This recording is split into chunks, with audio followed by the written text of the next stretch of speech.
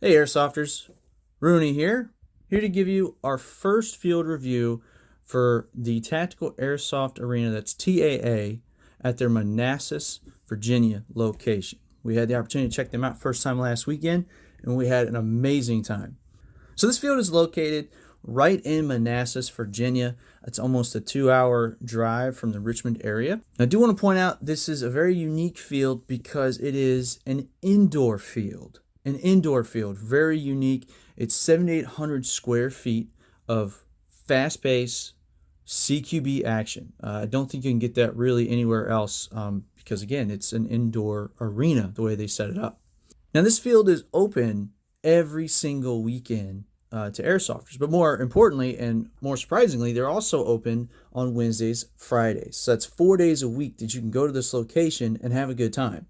Do note that depending on the day, the admission fee fluctuates. So if it's earlier in the week, it's as low as $10, whereas the weekend is $25. They do offer HPA air fills, and that's at $6. Their weapon rentals are $20 to $25, depending on which day that you go to the field. And they offer a wide range of amenities at that location. They have a full store that has all manner of weapons, ammo, gas, pieces, parts, speed loaders, batteries, candy bars, that was nice, drinks, whole nine yards. It's a full store, and their rental equipment is very nice condition. They also have full bathroom facilities there, and their staging area is got a nice setup to it. Not only is there plenty of space for all the players that come out. When we went, there was just about 35 players, and there was space continuing for more people to show up. But they have lockers available that you can rent, so you don't have to always lug your stuff back and forth to the location. With the staging area also, very cool, they have a security camera feed from the field.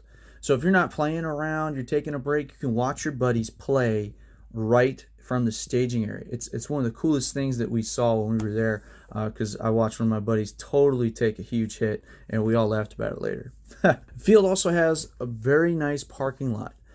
There's parking on the front, sides, and rear of the building. Make sure that when you venture to this field that all of your airsoft equipment, your guns, your ammo, anything that might look threatening to the public is in a sealed bag. That's one of their rules they have on the field, just so nobody freaks out. So let's go ahead and talk about the safety requirements at this field.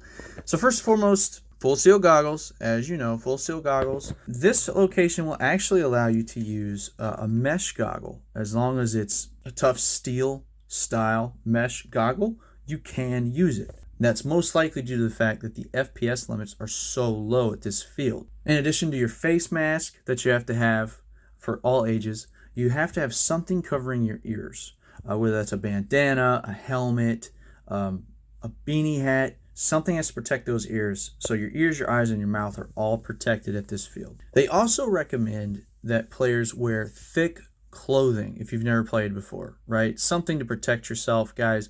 You're playing very close to each other, so protect yourself, right? I saw one of our own players, he didn't think that was going to be a big deal, wore a t-shirt, and he got lit up left and right, and he was surprised that it hurt. Duh.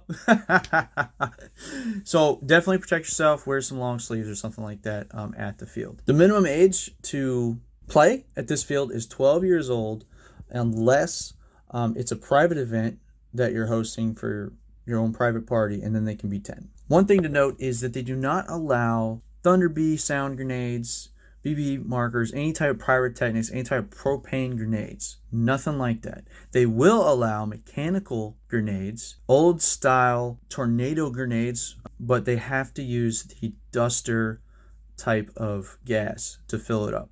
And that's simply because BBs can shatter glass, and they've had it happen before. So grenades to a minimum, folks. Now, if you would want to use a grenade launcher, not only does it have to be very low power, make sure you get a low power kit for your M203, but it has to be verified by the staff. Now, they do have a low FPS limit, a 300 FPS limit for 25 gram BBs, or 330 with 2 gram BBs. Okay, it's a low FPS field. Make sure you check that before you show up. And one thing to note, that this field is a semi-fire only field. So don't come expecting any type of burst fire or full auto. So let's go ahead and jump into the gameplay, right? Their games are back to back to back. In between each match is 7-minute prep time. So it's continuous. As soon as you get there, they start 7 minutes, do another one, 7 minutes, do another one, 7 minutes, do another one. So you can just always pick and choose which match you want to join if you want to take a quick break. As I said, this is an indoor arena. It's CQB, very unique experience. There's a lot of fields out there that offer CQB with cover-to-cover based outside combat. With being inside with walls as tall as 8 to 10 feet, you really get this weird John Wick feel to it. It's a really fun time. Most of their games that we played were team death matches. There was a capture the flag, defend, a style of domination of territories. And they really do use the space. You know, we actually got lost a couple times with all the walls because obviously we'd never been there before. But it's very fast paced. They've got little windows that you can look through walls. They've got nets that kind of give you the false sense of, you can go that way. But even though it's, as I said, 7,800 square feet, they really utilize the space to give you a unique experience. The staff there are definitely they're very friendly people. We were joking around and messing with them, and they were joking right back. It was a very good time. And that kind of ties in, I think, to the community that they're building there, right? We didn't have a problem with any players while we were there, which is a big plus, right? There was no toxicity while at the field. We would all change teams throughout the day, right? I was shooting my buddies. I was meeting new people. Everybody was always on a different team every match. Got to meet everybody out on the field. We had a great time with everyone. So Manassas location seems to have a really good player pool of regulars, as most of them were the regulars that they said were out there every weekend. And they were a good bunch of guys. Now back to the combat. Now the combat, like I said, is very fast paced. It's very quick. It's in your face. You can use, rifles, assault rifles, wherever you want, as long as it's hitting that FPS limit. It's a lot of duck and cover, and as soon as you get hit, you know it. And one thing I think is really, really nice that they do, if you shoot a friendly, because Lord knows you're going to shoot a friendly at this field, and for my red team, I apologize. I killed like half of y'all. My bad, all right?